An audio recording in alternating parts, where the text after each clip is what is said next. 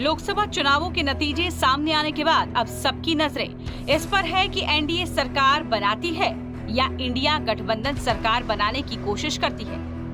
यूं ही नहीं मैं बन जाता हूं। कुदरत के कोने कोने से खूबियां खोज लाता हूं। गुणवत्ता की गहराइयों का गोताखोर हूं मैं।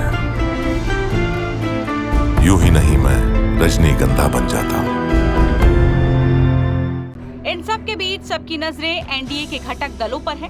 नीतीश कुमार और चंद्रबाबू नायडू के नाम की देश में सबसे ज्यादा चर्चा है। आज दिल्ली में एनडीए की बैठक है, जिसमें बिहार के सीएम नीतीश कुमार और चंद्रबाबू नायडू भी शामिल हो रहे हैं। बिहार के सीएम नीतीश कुमार दिल्ली पहुंच चुके हैं। इस बीच पटना से फ्लाइट में उनके साथ तेजस्वी भी दिल्ली पहुंचे। नीतीश और तेजस्वी की साथ बैठी तस्वीरें भी सामने आई हैं। इस बीच बिहार में नीतीश के पलटने की भी चर्चाएं तेज हैं। नीतीश कुमार और चंद्रबाबू नायडू को लेकर योगेंद्र यादव ने एक बड़ा दावा कर दिया है। लोकसभा चुनाव के नतीजों पर योगेंद्र यादव ने कहा है कि मैंने जो कहा था वो सही निकला। योगेंद्र ने कहा कि इसको लेकर मेरे मन में संतोष है और जनता ने अपनी ताकत दिखा दी है। योगेंद्र यादव ने कहा कि मेरे मन में इस बात का संतोष है कि इस देश में लोकतंत्र जिंदा है। संविधान से छेड़खानी करना संभव नहीं है। चुनाव आयोग के पक्षपाती होने के बाद भी जनता सब जानती है, ये तंत्र पर जनता की जीत है। कई मीडिया रिपोर्ट्स में योगेंद्र यादव ने बीजेपी को बहुमत को लेकर भी अपनी राय रखी है। योगेंद्र ने कहा है कि मैंने कहा था कि बीजेपी को बहुमत नहीं मिलेगा, लेकिन एनडीए को बहुमत मिलेगा। एनडीए में कई कच्ची ईंट हैं।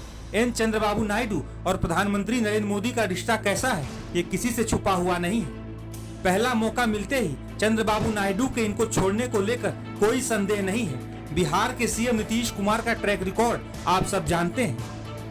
गौरतलब हो कि योगेंद्र यादव ने दावा किया था कि एनडीए की 250 सीटें भी होती तो भी वो पूरी कोशिश करती। 250 सीट से कम आना नरेंद्र मोदी की व्यक्तिगत हार है।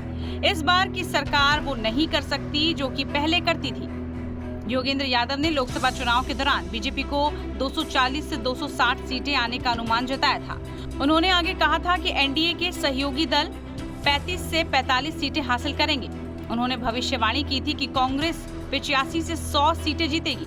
ऐसे में चुनाव नतीजों के बाद योगेंद्र यादव की भविष्यवाणी सच साबित हुई। चुनाव नतीजों की बात की जाए तो बीजेपी के खाते में 240 सीटें आई हैं, तो वहीं कांग्रेस ने 99 सीटों पर जीत हासिल की है। समाजवादी पार्टी ने 37 पर जीत हासिल की है, तो चंद्रबाबू नायडू की टीडीपी ने 16 सीटों पर जीत दर्ज की है। वहीं नीतीश कुमार की जेडीयू के खाते में 12 सीटें आई हैं।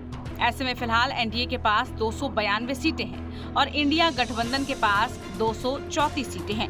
अब सबकी नजरें गठबंधन दलों पर टिकी हैं, जो इस बार सरकार बनाने में सबसे अहम होने वाले हैं।